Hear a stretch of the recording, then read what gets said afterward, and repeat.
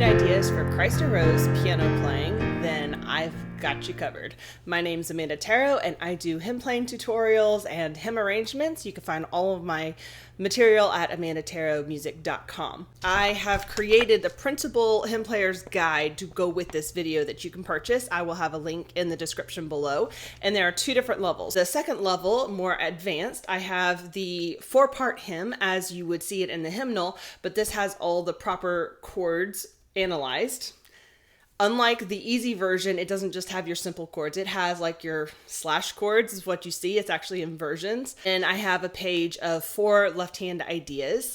And once again, if you can't put it together yourself, then I have 3 verses completely written out how I would recommend doing it for hymn playing. Like I said, those resources will be available in the description below. And if you don't want just specific Christ Arose, if you're like, I just want left-hand patterns in general, then you'll want to check out my 140 left-hand patterns book.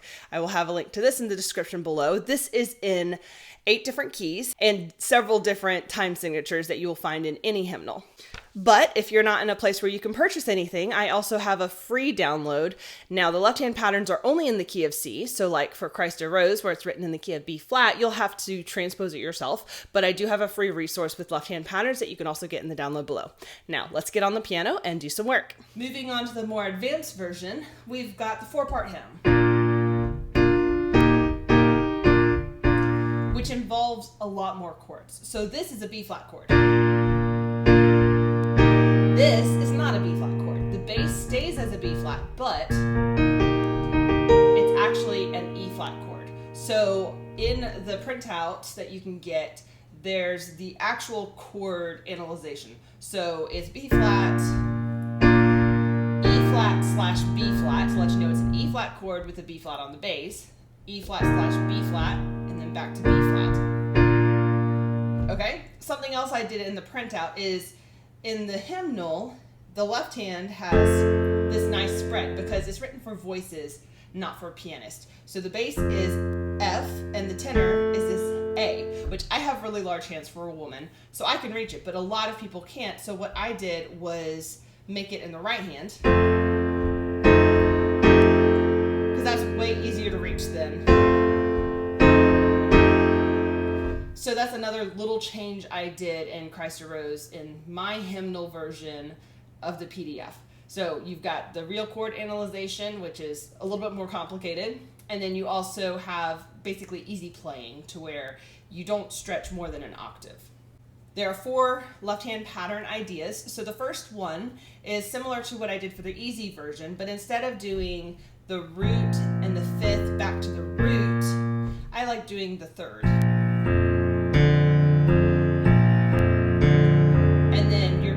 Slash B flat chord has that B flat on the bottom, but it changes to an E flat chord. And then your E flat chord, F.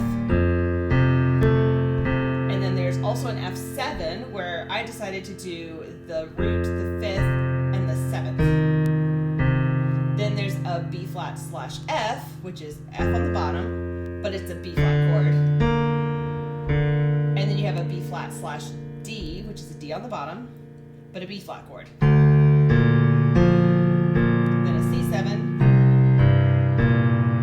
then a G minor. Okay, so a lot more complicated. And this is, I will say, this is me being very nitpicky with following the chords as are in the hymnal. And the reason I do that is because all my growing up years, I went to churches that actually sang all 4 parts. So I was very careful to always play the parts as written in the hymnal, because if I play something else, it's going to clash with what the singers are doing. So that is just my personal stickler. I stick to the chords that are in the hymnal for the purpose of 4-part singing. I'm going to use this pattern for the first line, so you can see how it is, and you will notice it's a little bit clunky because you have to switch the pattern frequently, because you'll have 3 beats of B flat, and then it switches to an E flat chord with B flat on the bass, and then an E flat, B flat. Okay, so that's why I'm doing it like I'm doing it, is because I'm following the chords.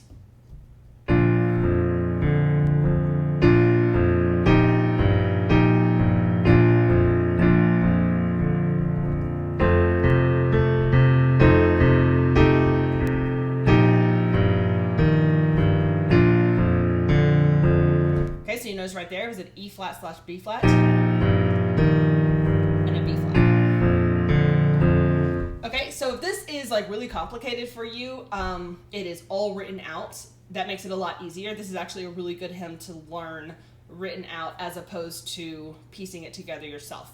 But I'm going to keep going. It doesn't get any harder than this. I will say that's probably the hardest. So my favorite pattern, similar to the simple version, but you do an octave, then a chord. And then when it's E flat slash B flat, you're going to have the B flat bass and the E flat chord. And here I do an inversion just to keep it kind of similar in context. Then your E flat, then F. I will say for the F, I personally do an inversion because having two notes below this C right here gets really, really muddy. So I try to avoid that. So I do an inversion so that way there's fewer notes below that low C. F7. And this one I'm just, if you outline the 7th chord, I'm removing the 3rd. All right, now B flat slash F. Once again, an inversion for that chord, and then B flat slash D, inversion for the B flat chord. Then C7. I did the same thing where you have your 7th chord and I removed the 3rd, and then G minor. Okay, so I'm gonna do the chorus, and this is one I will say, I will show you the entire thing for this one later. So here's just part of the chorus. And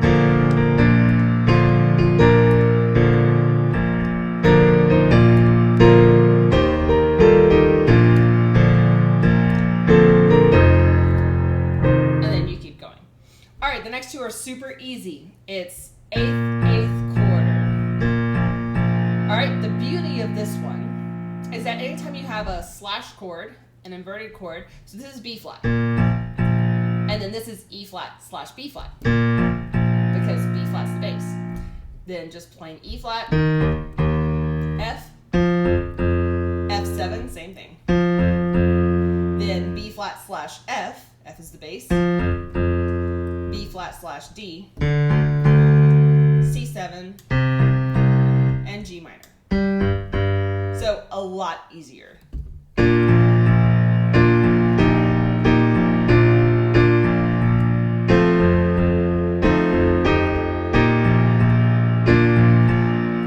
So if the first version got you all really confused, this is the one I would go with. The last version is another syncopated one. It is a dotted quarter with an eighth. And very similar to the last one we did, you don't have to worry about all the crazy chords because you're following the bass. So B flat, then E flat slash B flat, because the B flat stays the same as the bass, then E flat, F, F7, same thing. And then your B flat slash F, F is the bass, B flat slash D, C7, then G minor. Okay, so octaves are really easy to do whenever you have a hymn like this that switches chords all over the place. The octaves make it so much easier.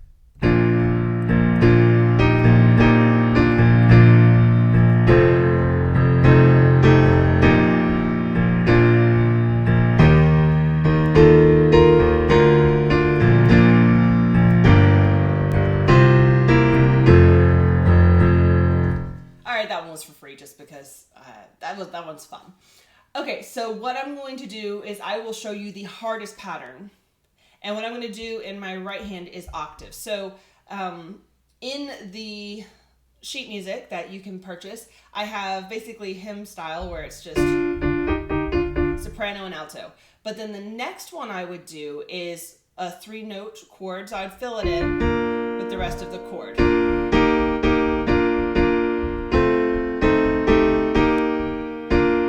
Sometimes that's as easy as bringing the tenor note into the right hand, but it could also be just finishing out the chord. So this is a B flat chord, what's missing? A B flat. This is an E flat chord, what's missing? The B flat.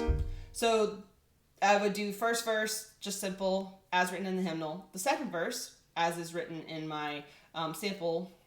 I've got the 3-note chord, and then the third verse I would do octaves, and then the chorus I go back to the 3-note chord. So that's what you're gonna see is I'm doing the third verse with octaves and the broken left hand, and then the chorus I'm doing the 3-note chord in my right hand and the octave chord in my left hand.